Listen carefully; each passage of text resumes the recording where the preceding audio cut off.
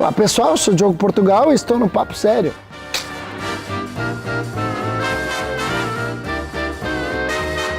Bom, você já começou a fazer shows nessa retomada pós-pandemia. Você notou alguma diferença do público? O público está mais empolgado depois que começaram os eventos novamente? O que você tem sentido? Cara, a gente tem a primeira percepção que a gente tem que acreditar que eles estão sempre sorrindo, né? Porque com a máscara você realmente não vê mais o esboço do sorriso na cara das pessoas. Porém, também tem aquela coisa de você ouvir a risada, né? Independente da máscara ou não, você ouve a risada e o aplauso acontece. Então, quando a pessoa gosta. Na verdade, isso não muda muito. É legal a consciência de você ver o público usando máscara e tal. Isso é muito consciente, assim, né? E como foi teu processo criativo durante esse tempo que você ficou, né? Que todo mundo ficou em casa? Como que você elaborou teus textos? Você pegou suas listas dali do momento? Eu não chamaria isso de processo criativo, eu chamo de desespero criativo, porque a gente ficou muito desesperado, né? Foram momentos sombrios, né? Foram momentos difíceis para a galera da comédia, né? A gente ficou muito sem saber o que fazer. Putz, gente, e agora o que aconteceu? Quem ganhou, ganhou, quem não ganhou se ferrou, ninguém mais vai trabalhar tão cedo. E, cara, foram surgindo portas na mente, né? A gente começou a se dedicar mais para a internet, começou a rolar muito evento online, né? Que não posso falar que não é bom, porque o evento online foi muito libertador, muito salvador, né? De momentos difíceis. Teve shows em drive-ins, que foram um segundo momento também, né? Que também funcionou porque eu trabalhei, né? Então, eu não fiquei parado na pandemia, embora, sim, fiquei parado, né? Eu não tive mais a presença da plateia, mas eu tive produção de conteúdo. Eu criei um quadro pro meu YouTube que movimentou muito, que foi a Fake Live, né? Que foi baseado em lives que as pessoas estavam fazendo. Ninguém fazia live comigo, eu falei, já sei, vou fazer lives com quem jamais faria live comigo. Aí criei um quadro chamado Fake Live, que deu muito, até hoje está no Ratinho esse quadro, então deu muito certo. E também teve aquele humor sem riso, né, que a gente faz, assim, né, o que com certeza baixou o número de views, baixou o número às vezes boas piadas foram mortas ali, sabe? Porque não é fácil fazer piada. Eu acompanhei os comediantes gringos que passaram pelo mesmo problema. Então foi o mundo que passou por esse problema, né? Agora, os comediantes sofreram mais, né? Porque nós dependemos do riso mais do que a música. Então, live do Fábio Júnior ia bem, a live do sertanejo ia bem, porque você pode não ouvir os gritos da plateia e tal, mas você ouve a música, né? E a música não depende do riso. Como é que você sabe que uma piada foi melhor que a outra? Que a risada foi maior ou a risada foi menor? Né? Então, isso você não tinha percepção nenhuma se foi bom ou se foi ruim. E isso é bem difícil para a comédia em especial. E você como precursor do stand-up, né? A gente vê hoje em dia que, enfim, o stand-up vem muito do bar, vem muito da casa noturna. Como que é para você ver agora teatro lotado, né? O stand-up pegando ambientes maiores? Como que você vê essa evolução? Eu vejo com muito otimismo. Eu acho que, se Deus quiser, a gente vai voltar a fazer os grandes públicos que a gente fazia antes, né? Eu rezo para que o Risorama volte a ter a mesma participação das pessoas que já consomem e de novas pessoas que venham a consumir também, sabe? Porque sempre foi uma grande festa, né? Eu acho que o grande barato do Risorama é a plateia sacar que a gente sempre se diverte mais até do que eles, assim. Pô, esses caras estão se divertindo ali, então por isso é legal o festival, dá pra ver que eles estão curtindo muito o que eles estão fazendo, né? Tanto no camarim quanto na plateia, né? E como que é pra você saber que tem muitos humoristas que estão surgindo ultimamente, saber que você é uma figura exemplar, assim, você é um exemplo dentro do humor, do stand-up, como que é pra você sentir isso? Cara, eu fico muito feliz de ter o respeito dos colegas, né? Porque eu preciso muito deles, né? Porque eu sempre fui um cara muito colaborativo e eu tô sempre precisando dessa colaboratividade até hoje. Aprendo muito com grandes nomes aí que estão aparecendo, aprendo muito com novos nomes que eu nunca vi. E sempre tem alguma coisa ali, sempre tem uma coisa fresquinha ali de um ar que você não pegou lá atrás. Você fala, caramba, por que eu nunca pensei por isso? Por que eu nunca pensei por esse lado? Por que eu nunca segui esse caminho? Então, isso te abre muita porta na mente, né? Quando eu comecei, eu não tinha muitas referências. Hoje eu tenho referências de gente que se inspira em outras referências, né? A gente não tinha esse acesso, Netflix, Amazon, YouTube, tudo que tá rolando é muita informação, né? Coisas que eu não tinha quando eu comecei. Mas isso não diminui, não deslegitimiza, né, meus grandes mestres, né, os grandes comediantes que eu aprendi, inclusive no Brasil, né, Jô Soares, Chico Anísio, né, toda a galera aqui, os Cacetas, a galera que me ensinou realmente os caminhos da comédia, né, Caceta e Planeta, eu assinava o Planeta Diário. Coisas de velho, né? E você tá com uma vibe bem musical ultimamente, né? Você deu uma palhinha na live do Risorama, como é que é esse teu lado de música aí?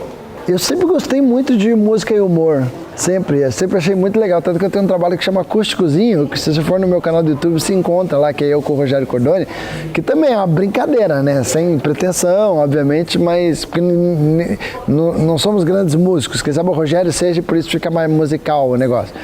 Mas eu sempre gostei muito de música, né? Então eu gosto, tal, admiro. Tem um grupo argentino que chama Lelotier, que é uma grande inspiração para mim, que é humor com música, né?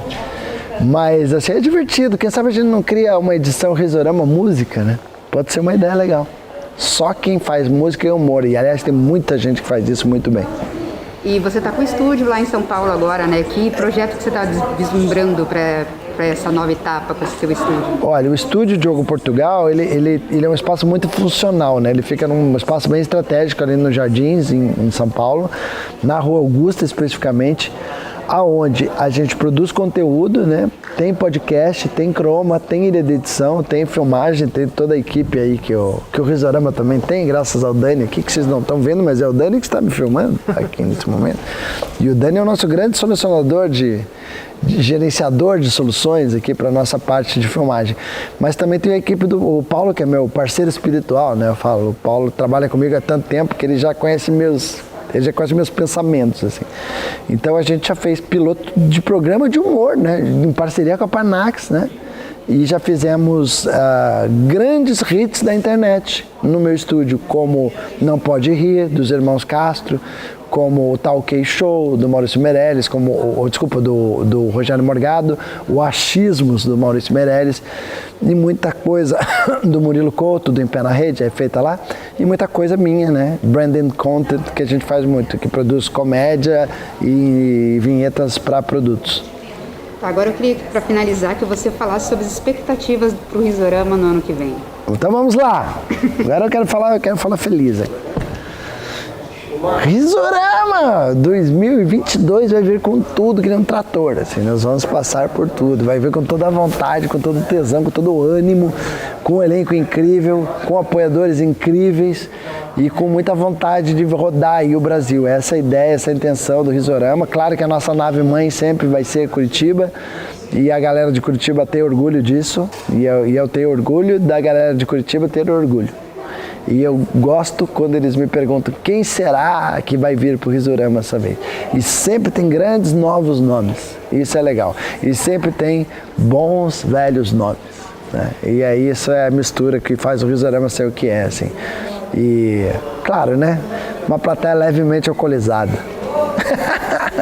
Essa é a diferença do teatro para o festival.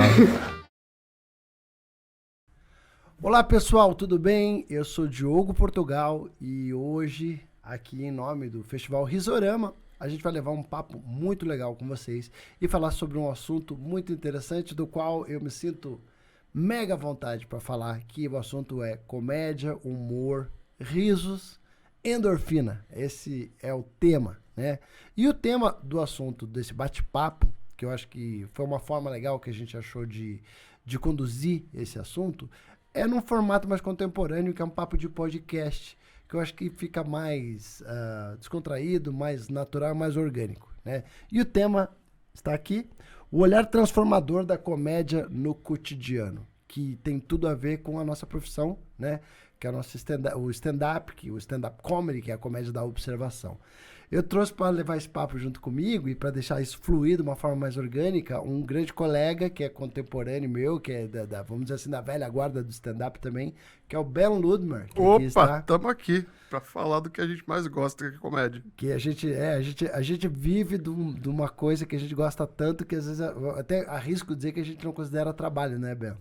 Não, imagina, o que a gente faz pela comédia, às vezes a gente vai fazer um show, fica até 3 da manhã falando de comédia depois do show, né? E esse tema, né, que é o olhar transformador, né, do cotidiano, né, da comédia no cotidiano, é basicamente o que a gente faz, né, que é a comédia da observação, né? Então, eu vou começar falando a minha opinião sobre mais ou menos o trabalho que a gente faz, né? Ok. Às vezes eu acho, assim, que a comédia é um pouco assim, tipo assim, todo mundo passa pelo mesmo caminho todos os dias, certo? E eu acho que o comediante, ele é um cara que observa, quem sabe, algumas coisas que a maioria das pessoas não estão observando. É como se essa fosse o nosso trabalho, né? O nosso ofício. A gente carrega uma lente de aumento sempre, né? Exato. É você passar por ali e falar, peraí, tem uma folhinha ali que dá alguma coisa, né? E a piada, embora pareça que, tipo, o cara, a comédia é uma coisa fácil, é só ir lá dar risada, né? A piada, ela tem uma coisa da surpresa, não é, Ben? Ela tem uma matemática própria, né? Eu acho que a estrutura da piada, ela é muito...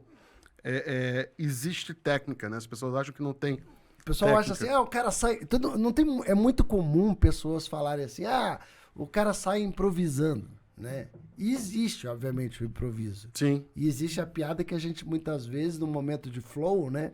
A gente até escreve em cena aquela piada, né? Por já dominar a técnica, né? A gente já tem embocadura do que a gente fala. Então, a gente sabe o que é tempo de comédia, a gente sabe que quando a gente fala uma coisa num tempo certo, vai soar engraçado. Mesmo que não exista a piada propriamente estruturada, mas a gente consegue fazer uma coisa, olhar para uma coisa, você tem seu ritmo, eu tenho meu ritmo, e eu acho que cada comediante tem uma voz própria. E a voz, ela não é só a emissão sonora. A voz é o que você quer falar como comediante, que é como... A voz é como você coloca aquele ponto de vista da observação, como que você passa aquilo pro público. Então, muitas vezes, esse improviso que rola no palco, nada mais é do que um resultado de um acúmulo de toda essa sua observação que você vem fazendo ao longo da vida e da carreira inteira. Exato. E essa observação, que o Ben Ludmer está falando, ela envolve o quê? Ela envolve a surpresa, certo?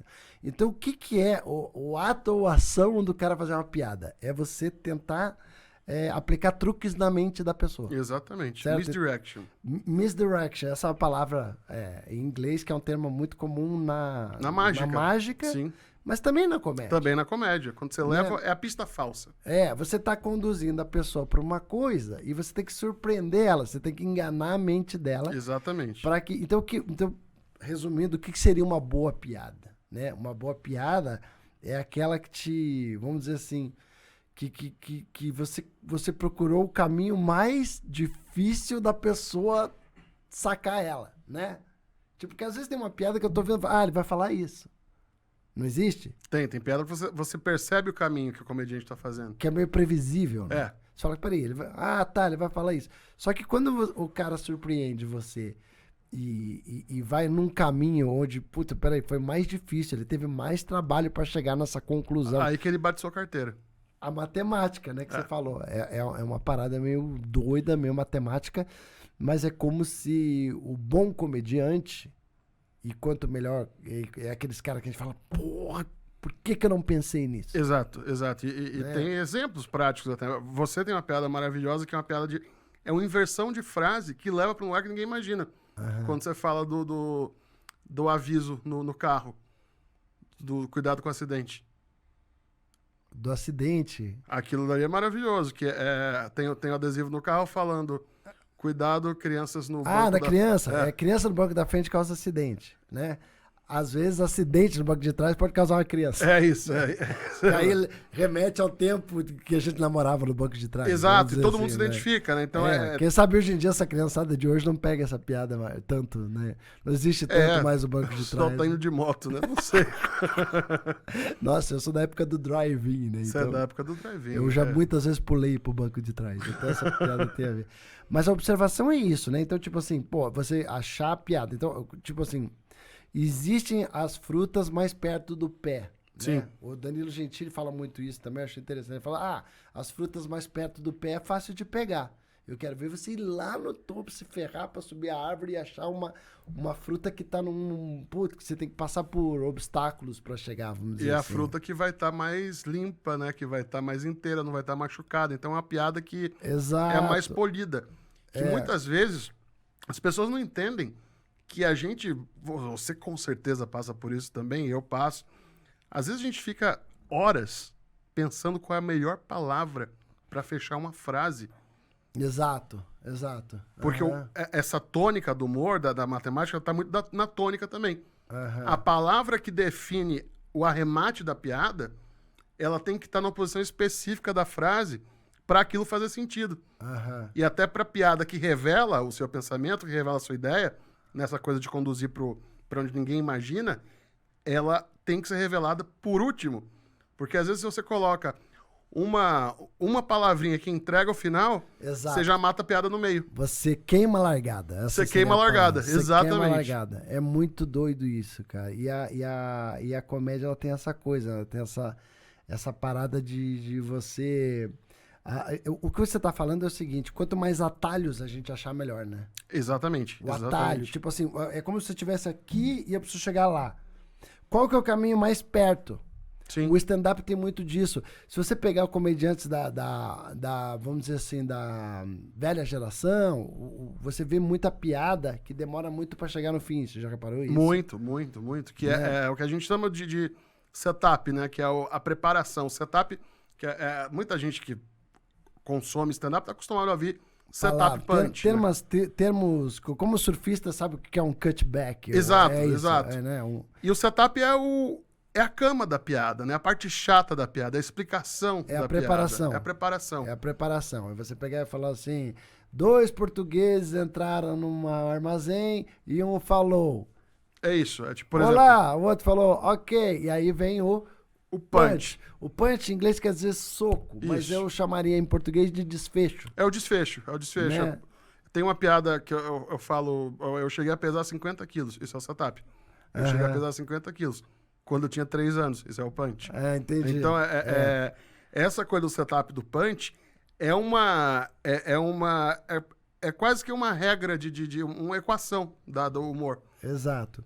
E o olhar transformador da comédia no cotidiano é isso, né? É tipo assim, você transformar uma situação de dia a dia em piada, né? E coisas que acontecem no dia a dia. Eu tenho uma piada que eu acho que é muito também de dia a dia, que é quando você vai na casa da pessoa e ela fala assim, não repare a bagunça. Todo mundo fala isso. Não é uma coisa que alguém... Eu falo isso. A pessoa entra no meu carro e fala, pô, não repara aí a zona, não repara a bagunça. E a piada é justamente isso. Pô, não precisa se desculpar. Eu vou embora, você que vai ter que viver nessa zona. Exatamente, Né? exatamente. Então, a preparação é não repare a bagunça e eu não preciso se desculpar, você que vai viver nessa zona. É o desfecho. Né? É o desfecho. É o punchline que, se for traduzir literalmente, seria a linha do soco. A linha do soco. É a linha de arremate, né? A linha de fechamento. Exato. É a costura final, é o ponto final. Uhum. E também, essa questão que você fala do não repare a bagunça, tem muito a ver com coisas que no cotidiano você vê o tempo inteiro. Mas se você não é comediante, você não vai se dar conta que isso pode ser uma piada. Você fala, não repare a bagunça. Mas aí até você fala, como é que eu vou criar em cima de uma coisa que é tão corriqueira? E aí que tá o segredo. Acho que o grande pulo do gato da comédia stand-up é esse. É você achar essas frutas que estão lá no topo, que estão nas coisas mais óbvias. Eu equiparo e comparo criar uma piada a tirar leite de pedra. Né? Total. Tipo assim, você pega uma coisa que não tem o menor sentido, que não tem graça nenhuma, e você tem que tentar extrair petróleo dali de um solo que você não sabe. Tipo, você tem que fazer o petróleo jorrar de uma coisa que não tem nada, né? Sim. Isso. E é isso, cara. Todos os assuntos são diamantes brutos. Qualquer preparação é um diamante bruto. Aí você pega um assunto, vamos fazer uma piada sobre tal assunto, né? E a gente já vem fazendo isso, e por isso, pessoal, que eu escolhi muito, não foi por acaso que eu chamei o Ben para estar aqui. Primeiro, que é um grande amigo. Segundo, que a gente tem afinidade e como é que fala assim? Estrada, né? Estrada Muito tempo e trabalhando muita colaboratividade juntos. também.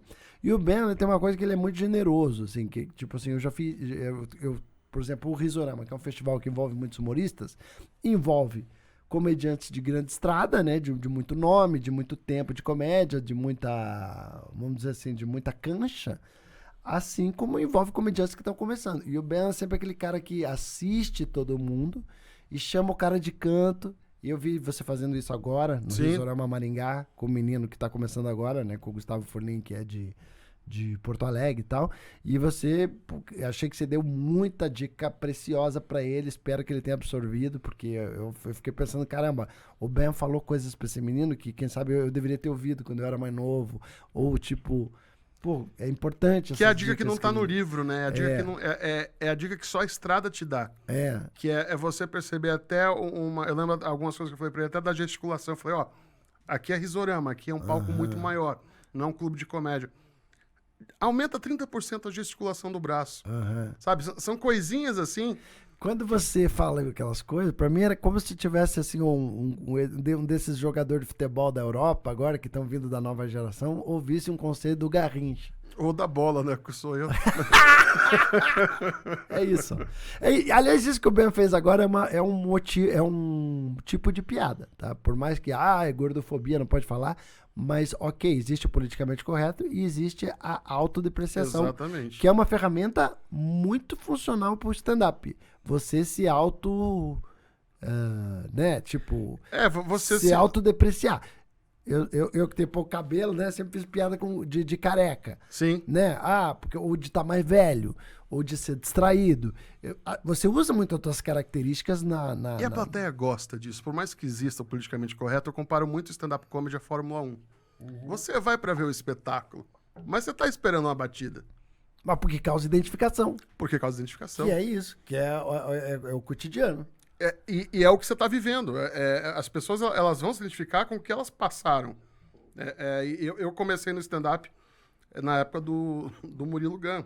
O Murilo era um cara que fazia um trabalho de observação que ele conseguiu reverter isso para outras coisas depois do stand-up. Exatamente. Então, o quanto que essa visão do stand-up te deixa aguçado para perceber outras coisas na vida, no cotidiano. Acho que isso é um agregador que transforma. O Murilo Gun, ele era muito provocador, tanto que ele é um ótimo palestrante, né? Porque ele é quase que um provocador de criatividade, né? Isso, exatamente. Ele fala muito sobre criatividade, a comédia tem tudo a ver com criatividade, porque você tem que ser criativo. Tem momentos que você quer ter uma grande ideia, e eu falo que as ideias estão lá lixando as unhas, né? Elas estão lá, exatamente, isso é um exemplo maravilhoso. E é muito misterioso a forma com que isso acontece, né? Às vezes você tá tomando banho e tem uma grande sacada. Sim. Né? Eu me lembro de uma campanha do Seinfeld que falava sobre comédia, que às vezes falava assim, como surge uma piada. Aí aparecia ele comendo sucrilhos, aí daqui a pouco ele fazia... Tipo, veio a ideia. Agora tem momentos que você bota um papel e uma caneta na tua frente, ou um computador, e as ideias não vêm. Não vem. Eu acho que a ideia vem da vida. Da vivência, né? De você você tem que estar em ação para a ideia chegar. E quanto mais em atividade você tiver em várias coisas, ou quanto mais leitura... Eu não sou um cara... Eu confesso que eu não sou um grande leitor, mas eu consumo coisas e participo de coisas. Às vezes até assistir séries. Tudo te abre a cabeça, né? Vivência abre... Ir numa festa abre a cabeça. Ouvir uma voz abre a cabeça. E você tem que se expor a situações, tipo... às vezes você fala, não, vou aqui, vou pegar um carro de aplicativo para ir do ponto A para o ponto B. Vai andando. Pega um ônibus. Só para observar pessoas. Eu acho que observar pessoas é uma grande arma que a comédia tem, o comediante tem. Só se você passa mais meia hora na rua, você vai sair com mais ideia para escrever. O próprio aplicativo, esses dias eu fiz uma piada que eu falava, você se lembra quando você chamava um Uber e ele vinha? Que agora fica rodando. Sim. Claro que isso é uma piada que também não deixa de ser uma crítica social, porque graças ao aumento da gasolina, os Uber começaram a trabalhar menos e estar menos disponível. Eu acho que teve todo um efeito dominó, mas que fez você cair na piada. A E o que é crítica é essa o Uber. piada?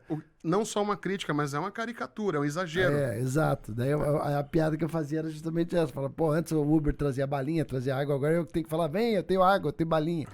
Né? Sim. Porque senão ele não vem. Então, inversões funcionam. Sim. Comparações funcionam muito, né? E tudo isso muito bem dosado, né? Porque às vezes a plateia percebe quando você tá caindo sempre na mesma fórmula. Então que aí volta para aquela coisa de ritmo e cadência. Tem comediantes que quando estão começando, que você percebe que o texto inteiro deles é eu sou tão isso que não sei o quê. Eu sou tão tan que tan. O texto inteiro é construído em cima da mesma fórmula. Então é como você fazer um bolo que só leva ovo. Aí você esquece da farinha, do açúcar, e aí o bolo não cresce. Então acho que é muito...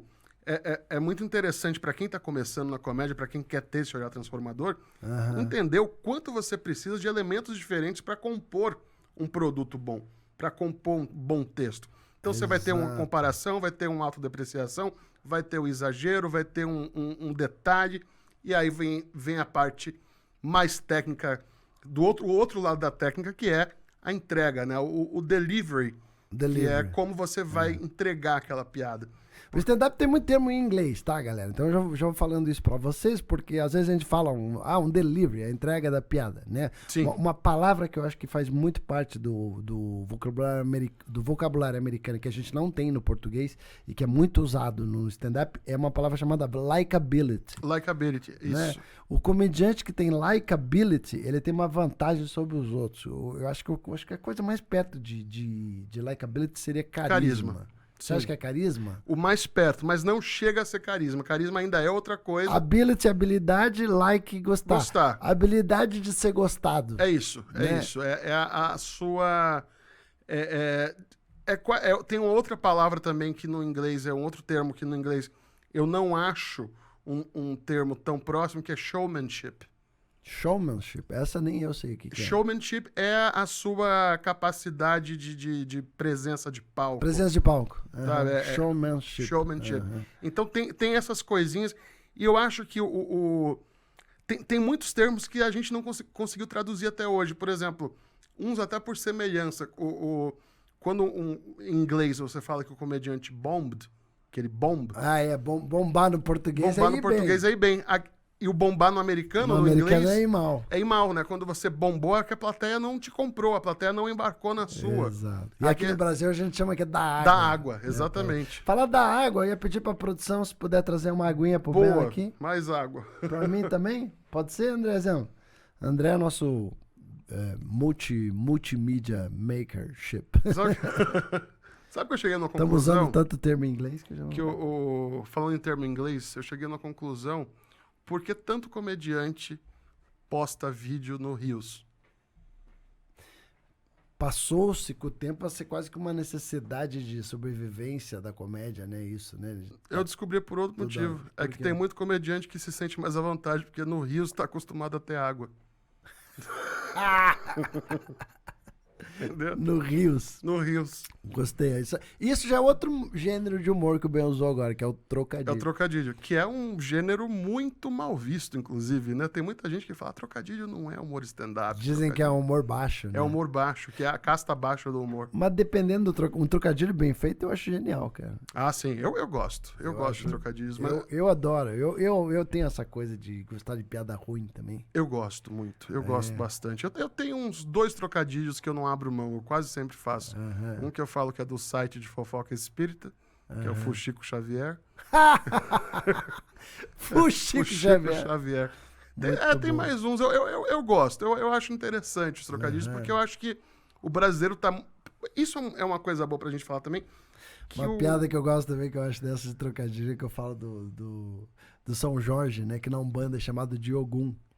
Por quê? Porque ele matou o dragão e já perguntou, e aí, tem mais algum? É muito besta.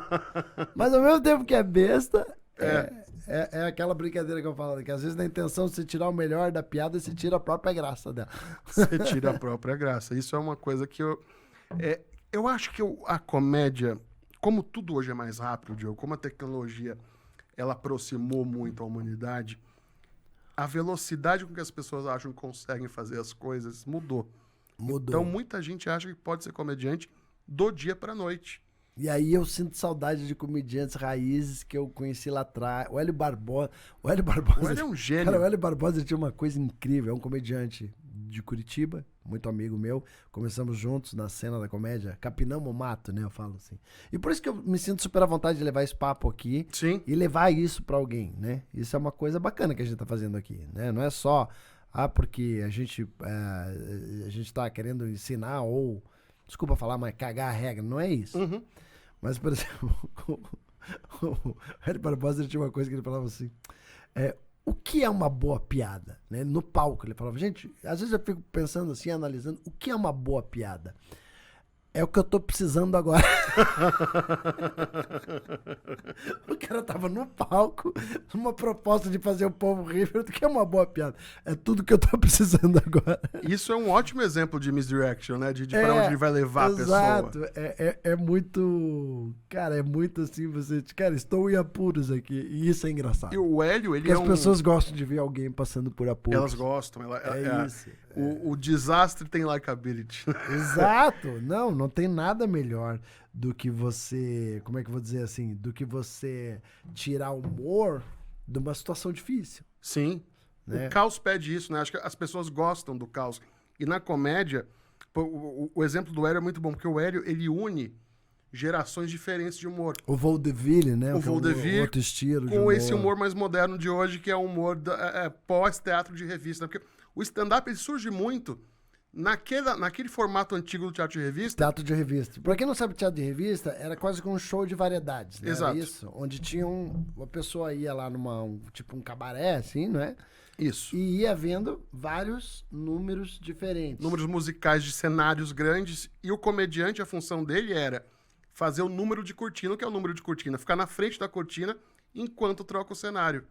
Que quando eu li o livro do Sammy Davis Jr., né? Que é Eu Sou Capaz, ou Eu Posso, Uhum. onde ele fala muito sobre todas as dificuldades que ele enfrentou na carreira dele. Ele viaja muito nessa comédia vaudeville e que os espaços para comediantes lá atrás eram em intervalos de shows de jazz, né? Sim. No Mississippi ou no próprio no The Apollo, né? Do Apollo no Harlem. No Apollo, Teatro no Apollo, Harlem e tal. É muito interessante isso, né? Comediantes que surgiram, né, naquela época também. E o stand-up ele tem essa pecha de ser a casta baixa do entretenimento, né? Existe muito essa questão de que o stand-up a gente é uma raça mais impura de artista. Porque realmente a gente está acostumado com a noite. O comediante stand-up, ele muitas vezes está muito à margem.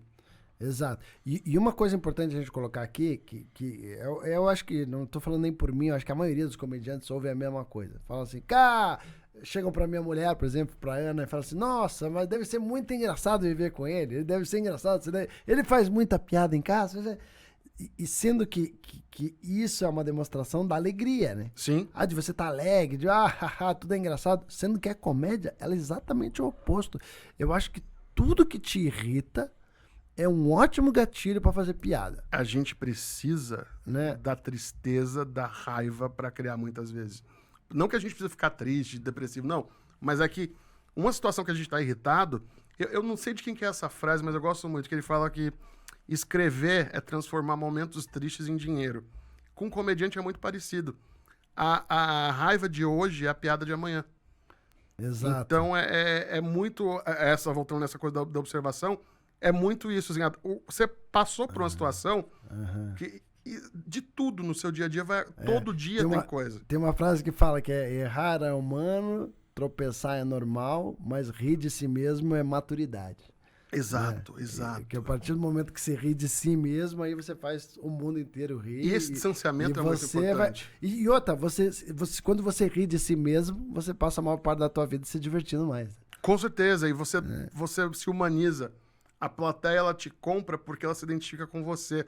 Ela quer estar junto. Então, A coisa do likability também é importante É, nesse o aspecto. likability, pra resumir aqui pra galera que tá vendo a gente e que não entendeu direito o que a gente quer dizer, é o seguinte: vai ter aquele humorista que precisa muito escrever e matematicamente fazer todas as piadas, porque ele não tem tanta likability. E tem aquele comediante que só entrou e não falou nada, mas você já tá rindo, é Sim, isso. é isso. Né? É Tem isso. aquele cara que olhou, pá. É o Fábio Silvestre entrando com o bêbado. É, Comediante isso. colega nosso de Curitiba, quando ele entra com o bêbado, né? Que ele faz o nego já. Um olhar já mata, né? É como se o cara olhou e já falou: caramba, essa postura, essa cara, a cara dele. Quando uma cara faz a galera rir, cara, sem falar nada, isso é likability. É, né? e também mostra a importância de entender o palco, né? Porque muita gente quer entrar na comédia sem entender a grandeza do palco, do espaço cênico, da ribalta. Então acho que isso é uma coisa... Aí a gente já entra numa coisa mais da teatral e eu acho que, tipo, não que a comédia stand-up naturalmente tenha que ter tanta estudo de teatro assim, mas que ajuda, né, cara? Qualquer Ajuda cancha muito, ajuda muito. Eu acho que o mais importante, você não precisa ser um ator de teatro, mas você tem que entender Pra onde mim, você ter tá. feito movimentos como a Terça Insana, ter feito personagem, também me ajuda hoje até no stand-up. eu Claro, acho, assim. claro, porque te dá uma leitura. Quando eu vou fazer um acting, por exemplo, Sim, pô, eu vou buscar na minha formação de, quem sabe, comediante mesmo, assim, não só o humorista de stand-up, mas é que o acting é aquela parte que a gente vai Sim, compor uma cena, você vai falar da Ana. É. E aí você vai fazer a Ana no palco. é. É. Acho que seria legal a gente explicar pra quem tá vendo a questão também da diferença de personagem e stand-up, que é um humor de cara limpa, né? Eu acho que o comediante stand-up, ele é pessoa física. E o Cara, comediante... que genial Não isso, é? cara. E o personagem é terceirizado. Cara, muito boa essa analogia, cara. O comediante... Nunca tinha pensado nisso. Eu vejo É muito... pessoa física. É pessoa física. E o personagem É quase que a pessoa jurídica. Ele é um como se nome fosse- fantasia. E alguns viram mesmo pessoa jurídica. Alguns viram pessoa jurídica. Quando o personagem vira maior que o ator, né, cara? Isso acontece muito, né? Tava vendo hoje a entrevista da Marisa Hort falando da Magda.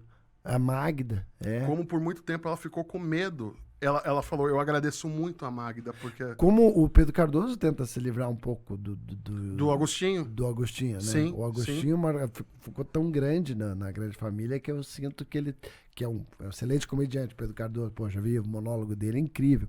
Mas A associação é direta, não tem jeito, não tem como a gente não associar. Então, você pega, até pegando esse exemplo aí próximo, o ator quer fazer uma peça mais profunda e tal, mas o cara quer ver o Agostinho. é isso. E vai ter. E aí isso é outra coisa. E isso mostra muito, cara, o poder da comédia, né?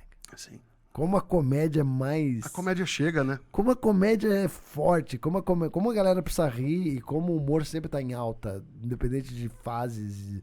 Por exemplo, pô, Irmãos Marx lá meio que foram uma válvula de escape da Segunda Guerra. Né? Sim.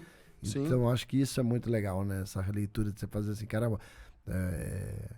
Assim como pode acontecer o contrário, né? Que nem o presidente da Albânia lá era comediante. Era comediante, exato. Aí foi o caso ao contrário, né? O cara saiu da comédia pra entrar no estresse. E eu acho que tem uma coisa também que é muito. Eu já conversei com muito comediante que está começando e fala, não, mas é difícil o acesso a material de escrita, porque normalmente é tudo gringo, é inglês. Mas acho que tem uma coisa que a gente tem que aproveitar muito. A gente tem a maior biblioteca do mundo disponível num celular, que é qualquer plataforma de vídeo, YouTube, sabe, qualquer dessas plataformas. E eu acho que a gente precisa, falou o brasileiro que começou na comédia, entender o quanto de material nacional bom existe, porque antes de fazer stand-up você tem que entender o que é comédia. Então vai ver quem veio antes, TV Pirata, aí vai ver Neila Torraca, Marisa Hort, Diogo Vilela, Os Normais, Sabe, toda essa galera que veio Lembra antes... das 5 vezes comédia? A primeira, 5 vezes comédia.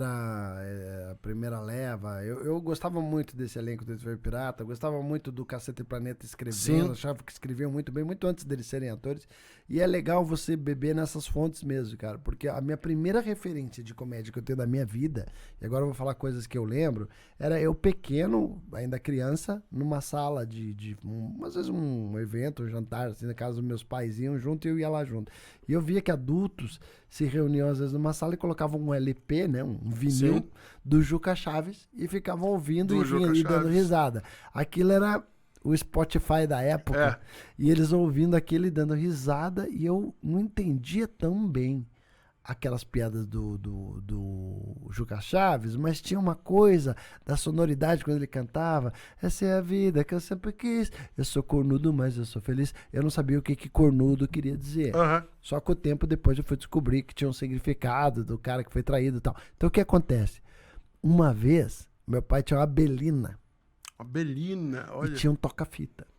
E tava ali e eu acho que alguém emprestou pra ele, eu dei pra ele, eu vi de presente, e eu achei uma fita cassete, escrito Ari Toledo. E eu, criança, me lembro de eu, criança ainda, novo, colocando aquela fita e ouvindo aquilo e, caraca, eu falei, essa eu entendo. Tipo, essa piada me tocou, essa eu entendo. Na hora que seu gato deu, 25 piracada na mão. Falei, caraca, pra um moleque, um menino ouvindo aquilo, Sim. né? Eu piada em Curitiba, ouvindo aquele negócio. Falei, caralho, que pérolas, que coisas legais. Eu quero falar isso no colégio, eu quero ser esse cara. Ali já acho que foi o meu primeiro contato com a comédia, assim, que me tocou. E o Costinha. Costinha incrível, aquele que era ceia, né? Ele pelado, Sim. assim, com a ceia e tal. E era só piada, porrada, cara, porrada. Hoje eu vejo na Praça Nossa, meu colega Matheus Ceará, às vezes repete umas piadas daquela O época. Costinha. E que o velho é novo. Era o Peru da Festa, eu acho que era o Peru nome. da Festa. O Peru da Festa. Peru da festa. E era ele pelado, assim, É. numa ceia de Natal, assim, um negócio meio Pô, eu lembro muito do meu pai falando do Zé Vasconcelos. incrível também. É, Eu acho falando que ele foi, eu acho que é o primeiro que mais se aproximou de stand-up até hoje. Foi o quem Zé. sabe? Foi o Zé, o Corte Real também, né? O Corte Real, o Zé, o Jô. É, o Jô, sem dúvida alguma, acho que o Jô foi provavelmente minha grande primeira referência de comédia. Aham. Eu lembro de ver o Vivo Muito. Gordo na TV. Vivo Gordo, Chico Anísio Show. Chico Anísio, sim. Eu lembro do... Você lembra do Cabaré do Barata? Lembro que Os eram fantoches, bonecos, é. né? Que o João Kleber era dublador. Aliás, pouca gente sabe que o João Kleber, por exemplo, foi um dos comediantes que me inspirou também no stand-up, porque ele fazia imitações e Sim. ele tinha um show solo. E quando eu queria ser comediante, eu precisava entender como funcionava os fios condutores de um cara fazer um show inteiro no palco, assim, sozinho. E eu fui assistir, o João Kleber foi um dos primeiros que eu assisti. E o João Kleber foi um dos primeiros a E fazer eu o falo humor isso, solo. hoje acabei virando amigo dele, né? Sim. E eu falo isso pra ele sempre, cara. Eu falo, cara, você não tem noção de quanto você me ajudou já. E ele foi me assistindo no Comedy Sampa. Muito legal essa troca e essas maravilhoso. voltas que a vida dá. Hoje ele é um apresentador e tal, mas eu chamei ele no palco. E muita gente não sabe, o João Kleber veio antes do Tom até, né? Do Tom Muito, Cavalcante. bem antes do Tom. Eu lembro do João Kleber fazendo... Ele apresentou o Chacrinha. Exato, eu ele lembro que ele foi substituiu. participação nos Trapalhões. Exato. Então, assim, exatamente. é uma geração de humor em pé, vamos chamar assim, de comédia em pé, não sendo propriamente o stand-up, que já existia essa tradição aqui. O Agildo Ribeiro tem um Sim, show... tinha um show que ele ficava sentadinho. Eu vi ele no Clube Curitibano uma vez. Ele com uísque, pegava Sim. um uísque e ficava sentadinho no banco e contando coisas, cara. E falando história, e pá. Aí ele tirava sarro da revista Amiga, que era quase que o Léo Dias de hoje. É. Esses fuxicos, esses sites de fofoca. Ele falava, pá, você não pode pegar ninguém que já sai na Amiga, não sei o quê, tal. Então... Na verdade, as referências vão mudando, mas A estrutura continua, a né? estrutura é a mesma. Mas, Exato. por exemplo, um tipo de humor que eu acho que aqui no Brasil, se você prestar atenção, o lugar é o mesmo. Mudou só o emissor e o alvo. Por exemplo, você pega Caco Antibes fazendo piada de pobre. Aham, certo. Hoje o jogo virou. Hoje, Algumas não poderiam mais ser faladas Algumas hoje. Eu já mas- tava- esses dias mesmo eu vi uma referência de Sair de Baixo que eu falei, cara, isso estaria totalmente proibido hoje. Não daria mais pra... mas você vê como é legal, porque hoje o cara que tem a experiência de mais escassez, de pobreza, ele fala em primeira pessoa dele como pobre, ou como gordo, não é mais o cara apontando o dedo na cara, falando, olha ali o gordo, olha ali o pobre. Entende? Virou esse jogo de que cai no autodepreciativo, obviamente, mas que o stand-up, por isso que ele é a primeira pessoa. Porque não é tanto aquela piada de apontar dedo. Ela tá em você. Você tá extraindo o que você tem cômico, material cômico. Mas também ela pode ter um alvo, né? Pode ter um alvo, mas... E ela tem, às vezes. Mas eu acho que você, às vezes, você pode atirar nesse alvo porque você se colocou na situação de alvo antes. Hoje em dia, quanto mais alvos a gente usa, mais risco a gente corre com o processo e tal. Sim, né? sim. Mas eu acho que o comediante stand-up, ele por si só, ele já se apresenta como alvo sempre. Exato. Mas eu ainda acho que a comédia ela tem essa função crítica de desconstruir, saca? Inclusive, tem uma vertente que defende que o stand-up não é só o fato de estar de pé, é você se levantar por uma causa. Exato. Porque o stand-up, ele já provou nos Estados Unidos, ele já mudou política. Exato. Né? Exato. Eu tenho uma matéria incrível, se não me engano, eu não sei nem qual revista que é, né? Que fala como a comédia... Tem um livro sobre isso. Como a comédia mudou a política nos Estados Unidos. Isso. Né? E tem uma frase que eu acho incrível, essa frase, que eu acho que é uma das frases mais geniais que define comédia, que fala que a comédia é a menor distância entre dois pontos. Ou seja, você consegue tocar alguém através da comédia sem ter que, vamos dizer, agredir ou falar o que tem que ser. Você pode falar sem... Você pode tocar sem machucar, né? Mas machucando, mas tocando na ferida. Eu acho que você toca na ferida, mas você não machuca quando se existe a ideia básica de tipo, não, isso é comédia, gente. Exato. É quando você faz a crítica, mas ninguém pode te processar por você ter feito a crítica porque você fez em forma de piada. E então é uma piada. É uma denúncia verdadeira, muitas vezes. Uma denúncia, exato. Você mostra a verdade. Exato. A comédia, ela tem esse poder. Ela tem esse poder de assim, então eu acho, assim, daí perguntar qual é o limite do humor. Cara, eu acho que você pode falar de qualquer assunto, dependendo de qual seja a abordagem e a forma que você elaborou isso. Você não concorda? Eu acho que e o comediante, ele na história, o comediante, se você pegar desde o Bobo da Corte, ele tinha a função de apontar as falhas de quem tá acima, do poder. Exato. O Bobo da Corte era como o cara que tivesse o aval de falar do rei, né? Exato. Ele podia falar o que fosse. Ele podia falar porque ele era bobo. Ele é quase que como a gente fala lá no sul, é o café com leite, né? Ele tem essa licença poética, né? Ele não vai ser executado porque ele fez exatamente, uma piada, exatamente. Eu acho que a licença poética, exato. É permitido ao Bobo da Corte falar do rei e fazer chacota do rei. Então, acho que tá se perdendo um pouco essa ideia da liberdade que o comediante tem. Isso é uma coisa... Isso é perigoso, eu acho. Perigosíssima. Eu acho perigoso porque, cara, quando você tem mais liberdade de expressão, quanto mais liberdade de expressão você tem, mais você consegue trabalhar. Claro. O Gentili tem uma coisa que eu acho legal que ele vai falando. Ele fala assim, pessoal, quando vocês aplaudem, a gente se empolga, né? Quando a gente se empolga, a gente começa a improvisar. Quando a gente improvisa, acontece uma coisa chamada crime. Aí acontece uma coisa chamada crime. Porque em algum momento a gente vai dar uma escorregada no tomate ou desagradar alguém. É que, na real, o stand-up é uma extensão da mesa de bar, né? A gente tá falando para um público ali como se a gente estivesse numa grande mesa de bar com amigos. Exato. Invariavelmente, você vai falar alguma coisa que você falaria numa mesa de bar, mas que você falar num palco vai incomodar mais do que parece. Então, é um cuidado que a gente tem. A gente tá se policiando sempre, que a gente não queria que fosse assim. A gente queria que a gente pudesse chegar no palco e pudesse falar tudo. Exato. Mas, obviamente... Existe uma coisa chamada crime. Exato. Não, claro que o mundo mudou, a gente é de outra época e a gente veio, né? Tipo, a gente que viu o humor dos Trapalhões, por exemplo, já entende que teve uma grande mudança de coisas que não seriam mais aceitáveis hoje e tal. Mas eu falo assim, nem tanto ao céu, nem tanto à terra. Ainda eu sou aquele comediante que ainda luta pela piada e como é que fala assim, ainda acho que que uma piada é uma piada. Sim, sem dúvida. Entendeu? Eu não acho que a pessoa vá, tipo, ficar absurdamente triste por uma piada que ela ouviu de alguém que ela nem conhece, sabe? Eu acho que quando você chega a aponta o dedo pra uma pessoa falando e ofendendo publicamente aquela pessoa, isso pode machucar. Exato. Mas isso daí, todo mundo acha que comediante stand-up é sempre o cara que vai chegar pra pessoa da primeira fila e vai falar, você... Aliás, o Ben Ludmer, pouca gente sabe, né? Todo mundo sabe o que eu vou falar agora, mas ele sabe que uma piada pode machucar, que uma vez ele fez uma piada e ele foi agredido, né? Eu apanhei de um gordo. Cara, você fez uma piada de gordo. De gordo, porque eu e sou super magro, né? E por você estar no teu lugar de fala, vamos dizer Exatamente. assim, que é o que todo mundo fala, você tem que estar no teu lugar de fala. Você tava Era no teu meu lugar de sala, que eu ocupo mais espaço. Ó, isso é um trocadilho.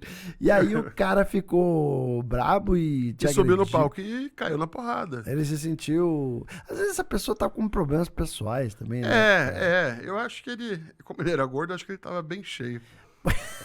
Você vê, né, cara? Assim como a gente também é válvula de escape para pessoas que às vezes acabam o show, vão lá e falam, puxa, como foi bom eu ter vindo aqui, passei por uma situação difícil, minha mãe tava doente, passei por problemas difíceis, eu vim aqui hoje, foi uma hora de riso, fazia tempo que eu não ria. E isso é muito gratificante pra gente que faz comédia, né? Eu cara? A gente tenho um ouvir amigo esse tipo de coisa.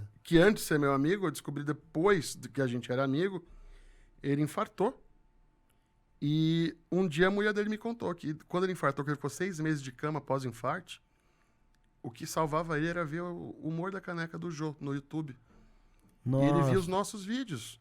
Cara, eu já vi várias pesquisas falarem que... É um amigo nosso, inclusive, que sabia? pacientes, vamos dizer assim, pesquisas que foram feitas assim do tipo... foram feitas pesquisas em vários pacientes. Paciente que no processo de recuperação ficou assistindo só série de comédia e coisa de comédia, se recuperou mais rápido do que pacientes que, sei lá, viam drama ou coisas mais trágicas, ou, enfim. A comédia cura. Jornal Nacional. Eu defendo totalmente que a comédia cura. Então, e tem uma parada química nisso que é a endorfina, né? Exato, Que nem fala, exato. diz que duas sensações que a endorfina é quando o cara tem o orgasmo e o riso causa... Por isso que é uma gozação. sensação. Por isso que é gozação? É gozação. Sabe o que é isso? É gozado. Não sei. Tem a ver, né, cara? Acho que deve ser por isso. Não, mas eu acho que deve ter mesmo a ver. Pode ser que a gente... Eu acho que tem. Pode ser que seja um absurdo tão grande que seja verdade, entendeu? Eu acredito que... Olha, você deve receber muita mensagem também de gente que fala, cara, fui no seu show, tava num dia péssimo e aí de repente meu dia mudou. Me matei. Não, quem se mata nunca escreve que se matou. Assim como a fábrica de paraquedas é o lugar mais tranquilo de trabalhar. Nunca ninguém... No saque, né? Isso. O saque da fábrica de paraquedas. Sabia que você não precisa de paraquedas pra fazer skydiving, né? Só se você quiser repetir. Cara, se quiser ir de novo, precisa.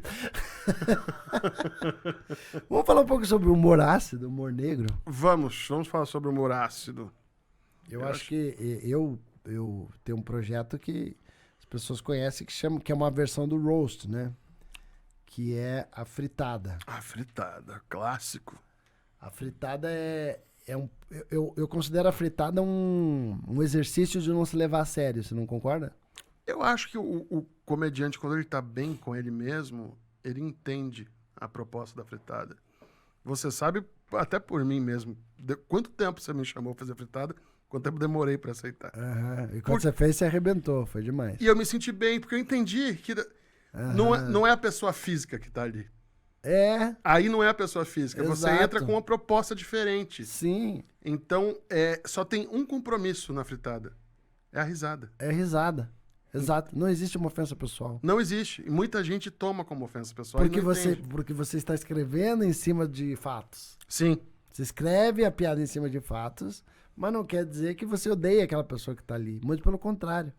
A né? fritada é uma homenagem, né? É uma homenagem. E é uma homenagem... Você sabe a história da fritada, né? Sim. O prêmio... Tinha um tipo de um troféu imprensa que chamava Toast, que queria dizer brinde, brindar. E os americanos comediantes da época fizeram uma sátira do prêmio, e em vez de falar toast, colocaram roast, que quer dizer assar, Sim. né? A gente meio que traduziu essa ideia pro Brasil. Isso começou ali com o Milton Berle, né? Exato.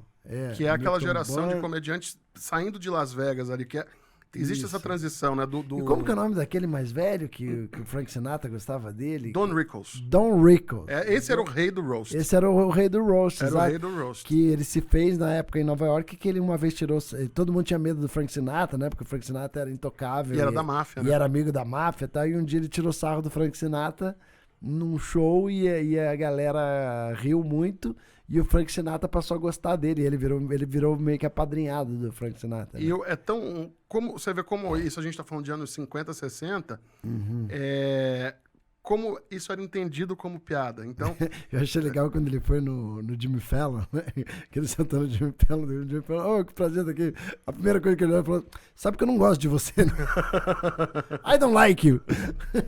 ele é tão... O Don Rickles, ele foi tão importante para esse humor ácido, para o humor do mundo, que tem uma faixa num LP da Barbra Streisand, que uma das faixas é só ele falando dela no show ao vivo.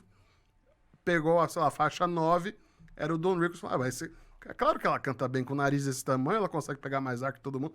E aí vai falando. Caraca. E todo mundo entendia que aquilo era comédia. E a gente tá falando. Era um roast, exato. E era um roast. Então, eu acho que esse entendimento de que nós somos comediantes, não somos criminosos, é essencial. Que eu acho que Exato. mudou tudo bem. Tem assunto que a gente não deve tocar, que talvez seja complicado. Mas achar que o comediante é um criminoso, eu acho que tá vendo hoje uma inversão de valores, né, Sim. cara? Onde o comediante é mais perseguido e quem realmente comete coisas absurdas é passado o pano. Né? É muito perigoso quando o comediante é levado a sério, né? Exato. E tem que cuidar um pouco também com toda essa questão que tá rolando do humor do bem. Porque o humor do bem não tem graça. Cara, o humor tem que ter uma pitadinha de acidez. Eu acho que o humor, ele tem... mesmo quando você fala, não, mas aí eu tô falando de mim. Então, sim, você é o alvo. Humor sem palavrão? Ok. O Seinfeld não faz palavrão e é sensacional. Sim. Mas ele faz críticas. Sim, né? mas às vezes você pode Quando ele falar. fala do taxista de Nova York, ele Sim. tá fazendo uma crítica a um profissional. Sim. Daqui a pouco a comédia vai ser tão vigiada que nem isso mais vai poder fazer. Mas eu acho que Ele existem... fala do BO, né? Do Sim. BO, que é o CC, né? Pô, Sim, do body odor, né? body odor, exato. Eu acho que tem coisas que as pessoas estão esquecendo de, tipo, do básico. Tipo, isso aqui é uma piada. E a Isso é um Cris comediante. Paiva, que é uma colega nossa amiga comediante, que faz o Vênus Podcast, sensacional, grande comediante de stand-up, ela brinca que ela faz uma comparação que eu acho muito legal da fritada. Ela fala, fritada é como se fosse um ringue de MMA. A gente combinou de estar ali. Então a gente combinou, tá tudo combinado. Sim. Eu não sei a piada que você vai fazer, você não sabe o que eu vou fazer. É como você não sabe o golpe que eu vou te dar e eu não sei o golpe que você vai me dar. Mas é combinado. Então na hora a gente se ofende, se insulta, um zoa ao outro, mas depois a gente se abraça no camarim e comemora e fala, caramba, adorei aquela que você fez pra mim. Acho que a fritada, ela além do MMA, a fritada é o telecat. É o telecat, é o isso. telecat, é o Ted Boy Marino ali. Eu acho. Joga o cara pra fora do ringue, mas não foi de coração, não foi, né? Não foi de... Não foi. Teve gente que chegou pra mim A gente não leva pro coração, ou pelo Não. menos não deve levar, essa é a ideia. Muita gente falou, nossa, eu gostei do Ben no fritada, mas ele tava com muito ódio. Não. Óbvio que não, Eu cheguei pro cara e falei, cara, ó, fica tranquilo, tudo que eu vou falar é piada. Antes de entrar no palco, eu falei, ó, bati no ombro dele e falei, ó, é piada, tá? Fica de boa aí. E, cara, a gente sabe que é piada. Exato. A gente foi pra isso. Então, e a plateia que pelo menos... Geralmente os fritados são pessoas que foram canceladas. É importante falar isso. Ou você não foi cancelado, teve alguma coisa polêmica. O bom fritado é aquele que tem um teto de vidro. Ou que aconteceu alguma coisa que Isso. você pode zoar. Que é o melhor. No caso do Monark, né, que foi cancelado, nós fritamos ele. Por que o Ben tava lá? Porque o Ben é o comediante e é judeu. Como foi a parte, vamos dizer, a vítima da piada, né? Sim. No colocado lá, né? Que ele, Eu tava servindo a ele pauta. o Monark, cara, é aquela coisa, né? Tipo, nós não estamos aqui, nós estamos aqui pra falar de comédia, não pra ficar julgando alguma coisa, o que tá certo, o que tá errado. Não acho que o cara fez por mal, por eu conhecer ele e tal. Mas enfim, não é isso que tá em questão aqui. Mas eu digo assim, o fato de colocar você ali foi muito legal. É o contraponto, né? Que é a base da comédia. Contraponto, é contraste. Você foi meio que um porta-voz da comunidade judaica que tava na bancada de fritar Exato, o Monark. exato. E isso foi legal. Sim. Isso é importante. É que nem quando a gente fez a fritada do Nego Di, que foi um cara que foi cancelado no Big Brother, veio a Lumena. A Lumena, sim. Né, que também era outra cancelada e que também, né? E que agora tipo... tá começando a fazer stand-up, né? Exato. Essa é a coisa eu acho que isso é uma coisa boa pra quem tá querendo entender mais a comédia, que é entender elementos de composição da comédia. Então, assim, você tem Isso é importante pra quem tá assistindo a gente, elementos de composição da comédia. Vamos falar um pouco disso. Eu acho que pro próprio Fritada, você tem o Fritado ali que teve essa questão da polêmica de defender X. Justin Bieber pediu pra ser fritado. Ele tava numa fase polêmica que estava todo mundo falando mal dele. Exato. E se você olha a relação dos fritados nos roasts americanos, todo mundo... Charlie Sheen, que era polêmico, ele ia preso, lembra? Foi histórica a fritada dele, né? O roast dele foi polêmico. Incrível. Então, eu acho que existe uma necessidade muito grande de se conhecer como se constrói comédia fora do stand-up, para você poder começar no stand-up. Porque muita gente tem essa ideia que, porque eu sou o Zé Graça, eu sou o Turma do Fundão, eu sou o engraçado da turma, posso fazer stand-up. Não! Você funciona naquele ambiente. Se você sai daquele ambiente, quando você vai encarar uma plateia paga, um público ali que pagou para ver um comediante profissional, e você vai entrar para fazer seus 5 minutos ali, aquela sua piada da professora de trigonometria não vai funcionar. Então você tem que entender de comédia para entender como trazer assuntos que para aquela plateia vão funcionar, assuntos universais, até você achar o seu público. Porque antes de qualquer coisa, você tem que achar a sua voz. Depois você acha a sua voz, você vai afunilar para o seu público. Então, acho que isso é uma coisa muito importante para quem quer começar. Primeira coisa, não é seja engraçado, é entenda o que é comédia. Entendi. As pessoas acham que ser engraçado é a primeira coisa. Não, você tem que entender o que é comédia. Vai estudar, vai pesquisar. Pega todas as referências que a gente falou aqui. TV Pirata, Agildo Ribeiro, Chico Anísio, Zé Vasconcelos... Pega o Clube da Comédia, onde você começou. Exato. E uma coisa que eu sempre falo, que, claro, o que mais a gente recebe é perguntas e formas de pessoas perguntando o que eu devo fazer para iniciar, o que eu devo fazer, eu já tenho um set, como é que eu faço, tal. Eu sempre falo uma coisa que eu acho que é bem básica também, que é não peque por querer. Você acha que você tem, sei lá, meia hora de texto, mas não precisa fazer essa meia hora ou 15 minutos. Faz os 5 bem feito. Pega o teu creme de la creme e não se sinta mal de terminar antes. Sai no aplauso, sai em alta e vai aumentando aquilo de pouquinho, né? Tem que deixar a plateia querendo mais sempre. Exato. O gostinho de quero mais é importante, porque às vezes você peca por não terminar na hora certa, e às vezes você não tem uma piada tão boa pra fechar, e você faz uma coisa que a gente chama na comédia de cavar, né? Sim. Você fica querendo cavar um final que não vem, e daí você teve que sair meio morno, né? E eu acho que tem uma coisa que o iniciante principalmente não entende, que aquele momento, normalmente quem faz comédia, é uma verdade, quem faz comédia são pessoas que tiveram uma vida um pouquinho diferente, sofreram bullying ali. Exato. A gente não é muito normal da cabeça. E quando a gente sobe num palco e vê 300 pessoas amando a gente não quer sair dali. É um problema, né? Eu falo que o comediante, a partir do momento que você tem essa risada e essa sensação, e aí eu acho que envolve essa endorfina que a gente falou, aprovação e tal, riram de mim, você vicia naquela sensação, né? Porque você jura aprovação, aceitação. Parece que nós vamos estar num asilo querendo que os velhinhos riam na gente. Sim. Porque não vai ser fácil parar de fazer isso, né? Mas é uma coisa que mexe...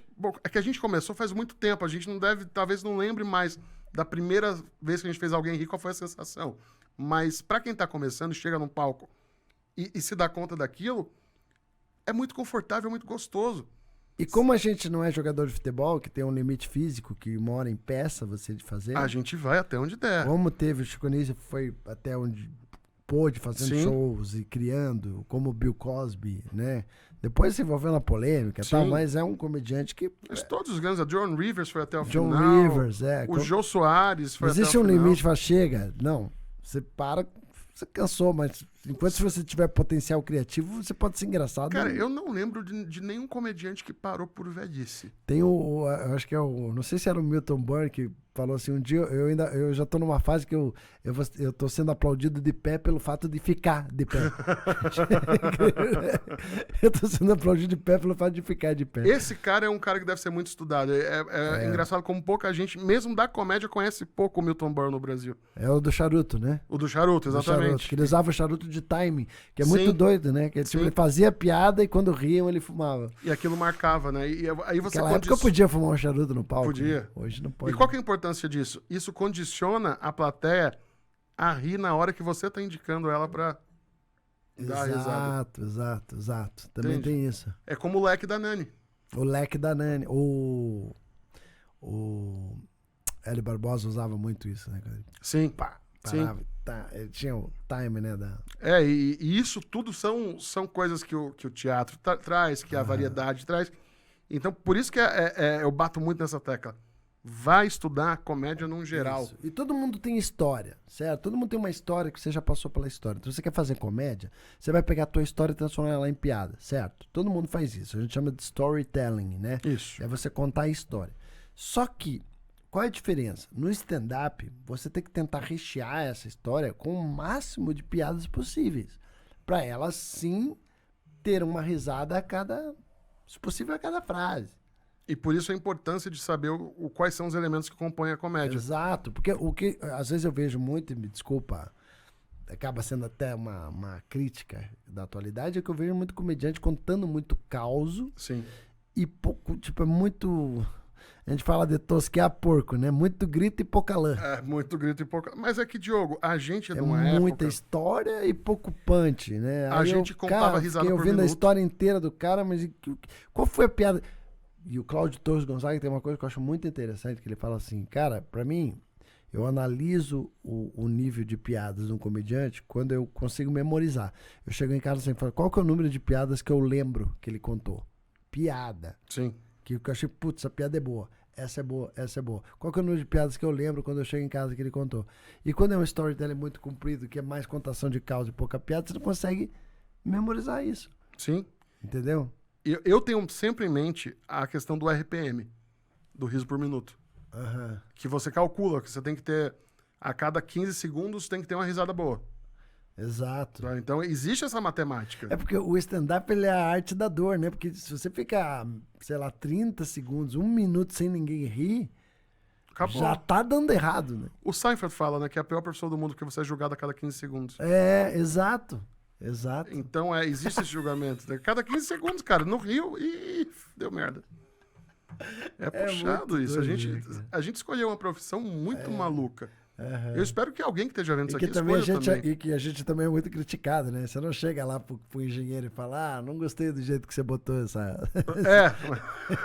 esse cimento aqui. Tipo, você sabe na hora, né? Porque você recebe o feedback na hora. na hora, você Exatamente. falou. Teve risada? Beleza. Não teve? E aí, se você tem uma piada que não funcionou no meio de duas que funcionam, cria um buraco, cria uma barriga no show.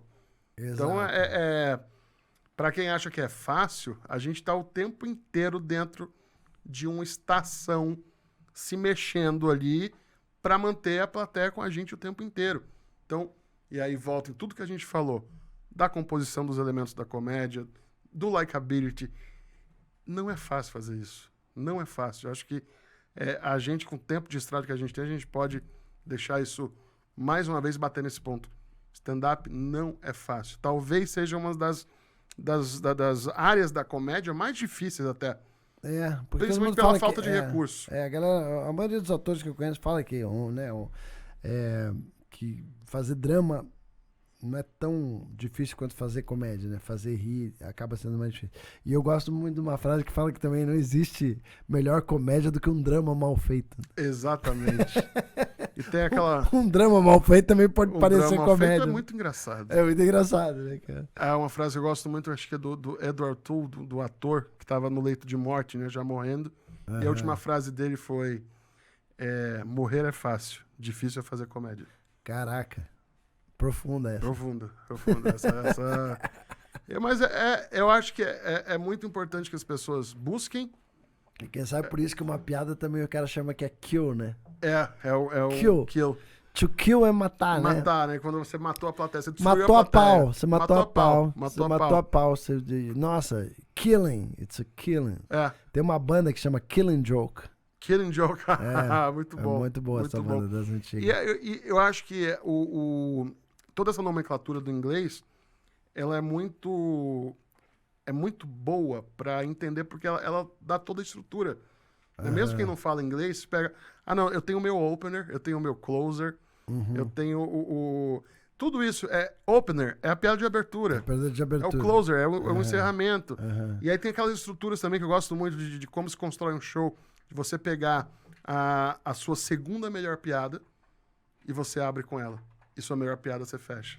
Exato. E aí, como que as pessoas vão renovando o show? A gente precisa de um bom fechamento. De um bom fechamento. Né? E aí, às vezes... Eu faço a praça nossa e a minha premissa é sempre de começo, meio e fim. Sim. Eu tenho que ter uma boa pra abrir, alguma coisa interessante no meio, mas uma boa pra fechar. Sempre tem que ter uma boa pra fechar. Porque eu tenho apenas 7 minutos ali na TV, todo semanalmente, né? E se eu não me engano, acho que é o Louis C.K., ele fala sobre a estrutura de fechar a piada, de criar solo novo, que ele fala que quando ele chega na piada de fechamento, ele joga ela pra abertura. Porque ele precisa cavar a nova piada de encerrar o show. Exato. Puxa, e é um cara, é a arte da dor isso. É a arte da dor. Pessoal, fazendo as considerações finais, né? Quanto tempo a gente já tem aqui, André? Já 1 hora? Acho que tem mais de 1 hora, hein? Tem 1 hora? Bom, não importa. Então, se a gente tem mais coisa pra falar, então vamos dar um kill aqui. Vamos dar um kill. Uma coisa importante que eu ia falar. É o seguinte. Às vezes, parece que eu tô falando aqui, que a gente tá muito... Mais uma vez dizer cagando, não gosto de falar esse termo, mas cagando regra, quando você tá falando assim, porque os novos comediantes e tal. É importante também falar, que eu também me alimento das coisas novas que eu vejo. Claro. Né? Então tem muito comediante, eu falo assim, a gente tem mais bagagem, a gente já faz isso há bastante tempo, o que não quer dizer, o que coloca até a gente num espaço muito mais desconfortável. Sim.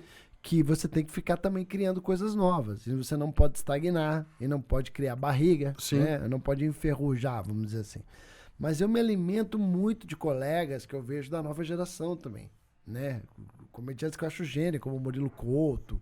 E às vezes vejo meninos novos da nova comédia que eu falo, caramba, esse menino é bom. Eles trazem coisas que dão frescor pra gente, né? Que dá frescor pra gente. Tem comediante que tem uma linha no personagem, como o Igor Guimarães, né?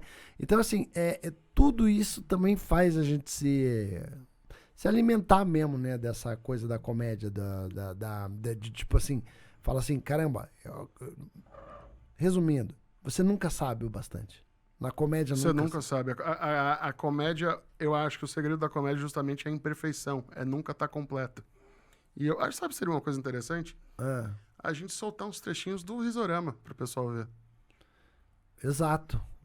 O Risorama é uma variedade de coisas. Né? Acho que o Risorama sempre tem um mix de comediantes totalmente variado. Então, essa variedade para conhecer os estilos. E o Risorama tem uma coisa que eu acho muito justa. A comédia é muito democrática e justa. Sim. Né? Quando eu digo que existe justiça na comédia, é o seguinte. Você pode colocar vamos colocar uma grande celebridade aí. Pode ser um ator famoso. Fala um ator famoso. Brad Pitt. Brad Pitt, vamos lá. O Brad Pitt entrou no palco e vai fazer um stand-up. Mas se ele não tá funcionando durante 1 minuto... Pera aí, o Brad Pitt, você pode dar licença? Deixa o Zezinho da esquina. Exato. Ali. Ninguém sabe quem é, mas deixa ele fazer. Exato. Aí o Zezinho vem e kill, né? E arrebenta e mata pau. E aí isso é democrático e justo. E o Risorama sempre deu espaço pro Zezinho da esquina e pro Brad Pitt. Exatamente. Entende? O Risorama tem isso. Muitas vezes a pessoa vai pra ver um grande headliner, né? Sim. Que é um comediante muito famoso, que vai estar no line-up do Risorama, que graças a Deus nós temos, como é que eu vou dizer assim, musculatura e... Credibilidade pra isso. Credibilidade. A galera participa do Risorama. Sim. Ele é um evento de crédito, porque ele começou na hora certa, numa época que foi importante pra cena da comédia. E hoje grandes nomes participam do Risorama, mas daí tem o newcomer, né? Que o que seria a categoria de base que a gente chama no futebol? Quem tá aparecendo agora? Seria eu gosto de chamar de operário da comédia. É uma novidade, né? Esse cara aqui é uma novidade. Esse cara tá aparecendo aí... presta atenção nele. A gente tem um serviço meio de olheiro de futebol, né? Sim. Pra ver quem que são os novos craques que estão aparecendo. Agora mesmo, Risorama Maringá. Tivemos a Yasmin, que fez Risorama Londrina. E a Yasmin, ela surgiu na cena meio aí que pouco depois da pandemia, durante a pandemia. Exato. E tá arregaçando, né? Então... Exato. Existe oportunidade para os novos comediantes. Quando você fala Risorama, você vai ver gente grande, gente que tá na televisão, que tá com números gigantes na internet, mas você vai ver gente que entrega um show incrível, independente da plateia saber quem é ou não. Exato. E também, no meio de tudo isso, nós estamos vivendo a era da rede social, né? Sim.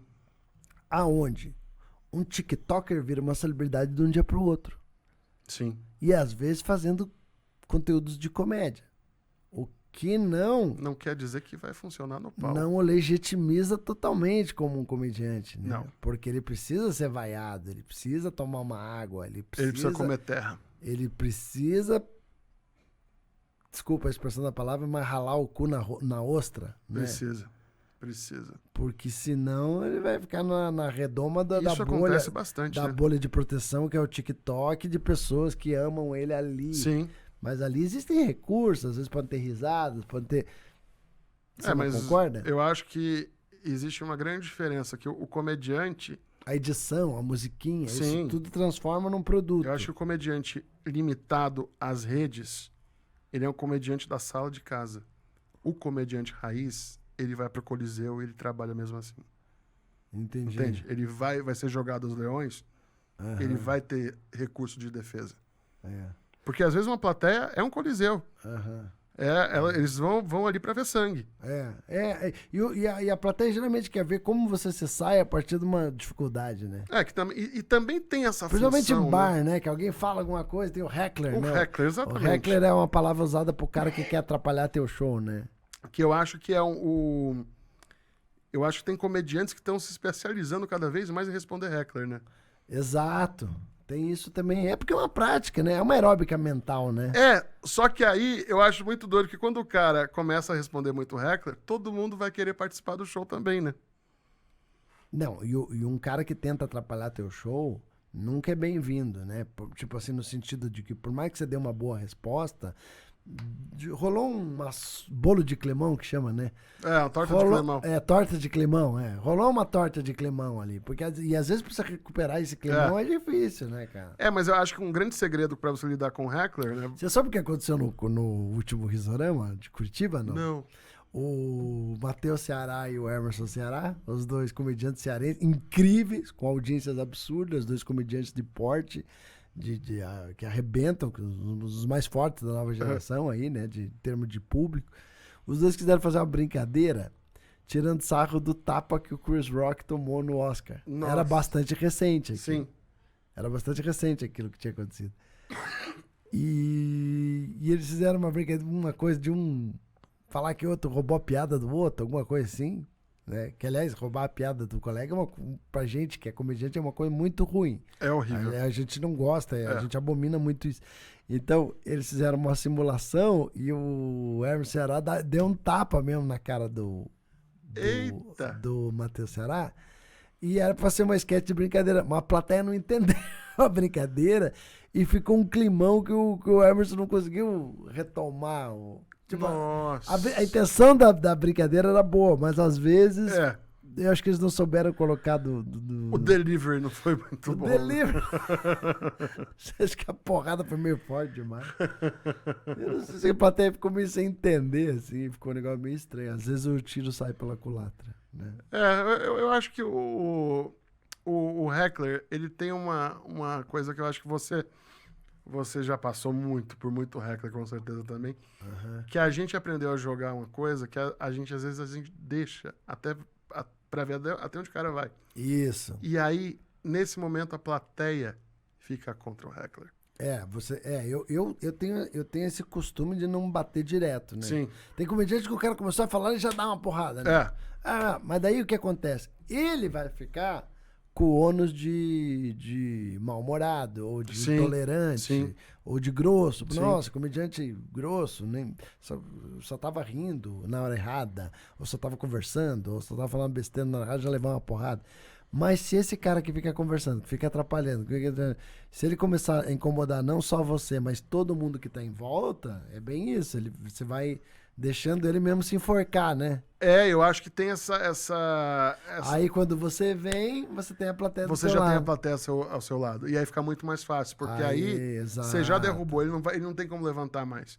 Você tava no dia do Danilo lá, que no Beverly, que tinha uma mulher... Tá, eu muito entrei depois. Caramba, aquela mulher era muito Eu entrei doida. depois. Aquele dia foi... Aquilo foi uma das coisas mais absurdas Foi que eu já absurdo, vi. foi absurdo. Da mulher começou a atrapalhar o show e ela falou, vou atrapalhar esse show até o final. E né, ela cara? foi embora, né? E ela acabou indo embora. Ela mas acabou indo embora. Foi muito constrangedor aquilo que Foi. aconteceu. Mas foi engraçado. Eu fiquei com medo de entrar. Porque É. acho que você já tinha feito. Foram 10 comediantes aquela Todo noite. mundo zoou ela. Todo mundo zoou ela. Aí quando o Danilo viu que tava todo mundo zoando ela, ele falou assim, ele já tava sem vontade de fazer texto, ele falou assim, vou ficar só zoando ela toda. Aí deu o tempo dele, falou, pessoal, já deu meu tempo, eu fiquei só zoando. Eu fiquei com medo de entrar ali se ela tivesse ainda. Que eu falei, eu vou ter que zoar ela e ela tá brava, né? Exato. Mas eu terminou que ela foi embora. Deu tudo certo. Mas eu acho que é isso que a gente aprende na estrada, né? A quilometragem dá pra gente Exato. essa sensibilidade de ler a sala, né? Read the room. Exato. Eu acho que isso é muito importante, você saber reconhecer o ambiente que você tá. O Você- palco e a plateia. E uma das coisas que também é um obstáculo e um desafio pro comediante é tocar a plateia, né? Sim. Às vezes você tá ali, mas não conseguiu tocar eles de uma forma que Não conecta com eles, né? não conecta, né? Às vezes tem plateia boa e plateia ruim, né? Tem. Tem plateia que é melhor, mais talentosa. Eu acredito mais na coisa do talento. Eu não acredito muito na coisa da plateia ruim. Porque eu acho que tem uma coisa básica. As pessoas saíram de casa pra ver comédia. Então, Mas às vezes o cara foi levado pela mulher. mas é isso que eu acho que não existe esse Bluetooth, esse Wi-Fi, que tipo, se tem uma pessoa mal-humorada, a plateia inteira vai ficar mal-humorada, sabe? Eu acho que Não, a gente tem recurso pra manter aquela plateia boa. Aham. Tem plateia que ela vai estar caminhando para um caminho diferente do seu pensamento. Tem uma plateia que ela vai estar... Pode estar... Tem uma coisa que influencia muito. Temperatura. Sério? Tá. Dia frio. Dia frio no Comedy Club, o povo consome o quê? Menos cerveja. Ah, entendi. Mas agora pode consumir vinhos. Agora pode consumir os vinhos. Mas eu tava conversando com a Joyce uma vez no Comedians, e aí ela falou, não, é dia frio normalmente, como o consumo de cerveja é menor, a plateia fica mais retraída. Eu nunca tinha parado pra pensar nisso. Então, pô, eu comecei no pior lugar possível. Curitiba. Que é Curitiba. Por isso que você virou o Diogo Portugal. Caramba, diz que Curitiba a sensação térmica para os homens no inverno é -2 centímetros. Encolhe tudo. Olha aí, ó, mais um processo. Enfim, Muito bom esse papo, Diogo. muito legal esse papo. A gente podia também finalizar só falando sobre uma abordagem geral de comédia, de comediante, de como comediantes podem viver. Porque a gente falou só da comédia stand-up, mas como a gente está falando do olhar transformador da comédia, eu acho que a comédia, e aí, voltando na frase, né, que o humor é a menor distância de 2 pontos, Sim. assim, eu acho que a comédia pode atrair pessoas. Eu acho que você pode conquistar uma pessoa através da comédia. Claro, claro. Eu acho que você pode ser uma pessoa legal no trabalho. Você pode usar o humor para uma venda, cara. Sempre. Se você é um sempre. cara, engraçado, se você tem uma presença de espírito, se você tem uma coisa que pode tocar o teu cliente, às vezes. Quantos né? profissionais, professores... Exato. A gente faz muito evento corporativo, às Sim. vezes, né? Que a gente não Sim. pode falar o que a gente realmente quer. A gente tem que falar o que a gente é brifado para fazer. E né? às vezes a gente tem que falar um conteúdo que a empresa passou, que O Ben, além de comediante, ele é mágico, viu, galera? Então eu queria Sim. falar pra vocês isso, porque ele também ainda tem um upgrade, que é uma arma que eu gostaria muito de ter, que porra... é literalmente uma carta na manga. É uma carta na manga, né? Porque, pô, fazer mágica ainda é muito legal, mas unir humor com mágica não deixa de ser um gênero de comédia, né? Sim, é um gênero de comédia. Porque Pra poucos, Pra poucos, porque é muita técnica envolvida e a gente Estudo, né? ainda... Você poderia falar esse mesmo papo aqui só sobre mágica. Só né? sobre mágica, exatamente. Exato. A minha dedicação pros dois é igual, pra mágica e pra comédia. As duas, pra mim, elas andam juntas o tempo inteiro. E você toca, quando você tá fazendo mesmo o teu show de mágica, você toca em temas ácidos, Sim, delicados, sim. que é muito legal, assim, é muito legal mesmo. Então, o comediante, hoje, ele pode viver, ele pode ser um redator de comédia, ele pode ser um ator de comédia, Sim. ele pode ser um comediante de stand-up, ele pode ser um comediante de personagem, Pode produzir shows. ele pode ser um comediante de improviso, que é o outro gênero de comédia, Sim. certo? De jogos de comédia, como é o Barbichas, como é ou era o Zenas Improvisadas, como tem grupos como é que fala? Jogando no Quintal, né? Márcio Balas.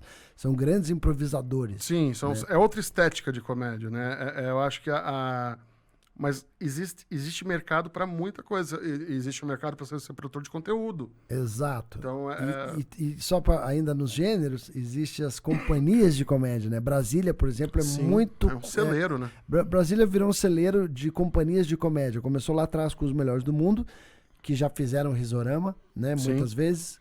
O grupo G7, também que faz. Sete o Sete Belos. Agora tem mais uns 2 ou 3 que eu já conheci, que é dessa leva de novos talentos que fazem grupos de comédia e sketches. Uma das sketches mais geniais que eu conheço é a dos melhores do mundo, do Joseph Klimber. O Joseph né? Klimber. Que vai perdendo, que a vida é uma caixinha de surpresa.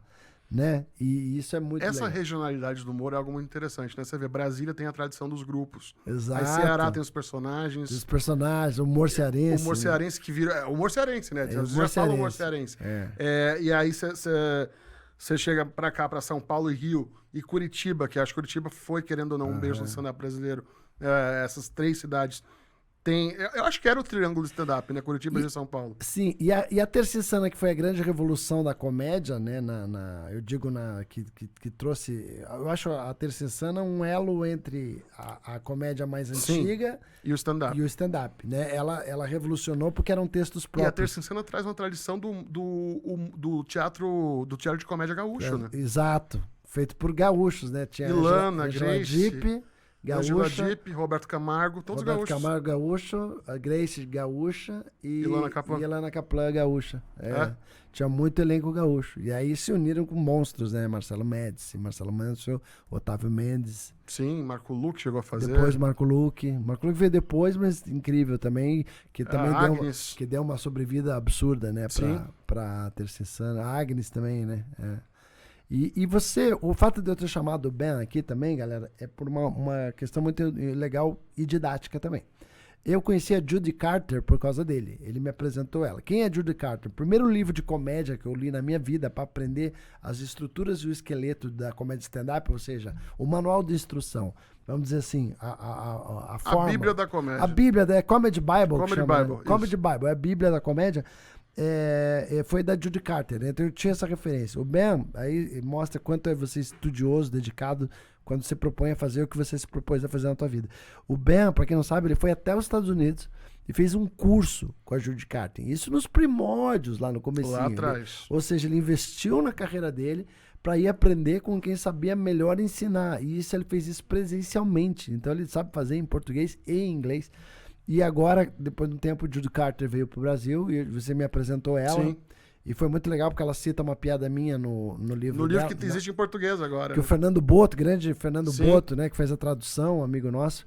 E ela, quando ela dá exemplos, uma piada minha está nesse livro, que é um orgulho para mim, tal. E muito legal você estar aqui comigo pra gente debater isso, né? É um assunto que eu amo falar e eu acho que é muito bom falar de humor didaticamente. Eu acho que as pessoas precisam entender que humor é técnica, é estudo. Existe o dom também, mas é um lugar que você consegue chegar com técnica, com dedicação e com estudo. O último assunto que eu não deixei você falar direito foi do branded content, né? Que ele Sim. falou produção de conteúdo, que é conteúdo, hoje em dia com rede social, publicidade, e a publicidade mudou muito, né? Porque hoje em dia não é mais só rádio, TV. Eu não fiz publicidade, mas eu tive um estúdio, né? Uhum. E eu me lembro que eu tinha que abordar a rádio TV, a rádio TV, quem que era? A RTV. A RTV era a pessoa encarregada de mandar o material para TV ou para rádio. E aí tinha o jornal impresso, certo? Eram essas 3 ícones. Com a rede social, isso mudou. Completamente. Você não precisa mais comprar uma mídia de TV aberta. Você pode anunciar na internet. E hoje o branded content, você fazer um viral de comédia, e aí entra também o trabalho do comediante, de pegar uma marca e deixar aquilo engraçado. Sim. Né? Para atrair mais público e com orçamento às vezes menor, né? E para um público bem mais nichado, bem mais funilado, para um lugar que a marca sabe qual o perfil de público que aquele cara atinge. Exato. Então, galera, queria encerrar esse papo aqui. Espero que vocês tenham gostado. A ideia é o olhar transformador da comédia no cotidiano. O cotidiano nada mais é do que o nosso dia a dia. A gente esbarra nas situações.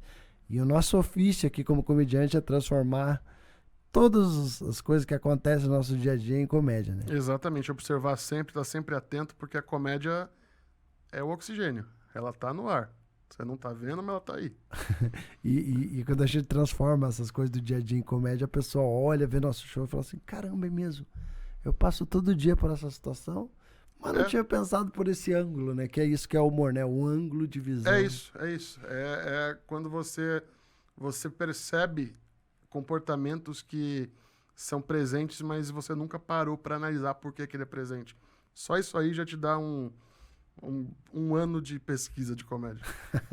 Bem, foi um prazer estar aqui com você. Prazerzaço, Diogo. Desejo Sempre que a gente bom. trabalhe muito junto ainda, muitas parcerias, muitas colaboratividades, que essa é a intenção do Risorama, sempre trabalhar na colaboratividade, porque sem a colaboração não ia ter o Risorama. Risorama a Dani Calabresa fala uma coisa que eu acho muito legal. O Risorama é a colônia de férias dos humoristas. Colônia de férias. É onde como não existe um simpósio, um congresso de humoristas, é um momento que a gente se aproveita para se encontrar, para discutir ideias, grandes projetos já saiu do nosso camarim, grandes encontros, grandes amizades, algumas tretas, e tudo faz parte, né? Então eu desejo vida longa ao Risorama e desejo boa sorte para todo mundo que está assistindo a gente e de repente pode ter achado nesse papo aqui algo inspirador, né? Exato, e a gente espera eles onde? No próximo Risorama.